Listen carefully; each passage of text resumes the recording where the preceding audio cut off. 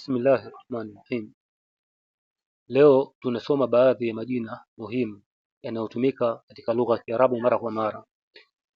Hapo juu kumeandikwa neno hadha. Hadha hii ni ismul ishara, na insha Allah tutakuja kusoma kwa urefu hizi zinazoitwa asmaul ishara, lakini kwa ufupi, hadha ni jina linaloashiria vitu ambavyo kwanza viko karibu, mbili ni vya jinsi ya kiume.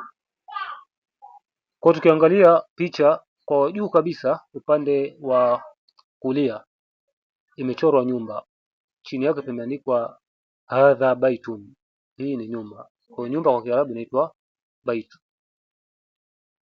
Inayofuatia hadha masjidun, huu ni msikiti.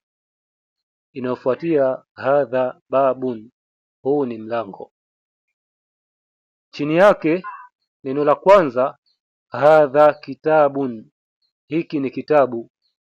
Hadha qalamun, hii ni kalamu.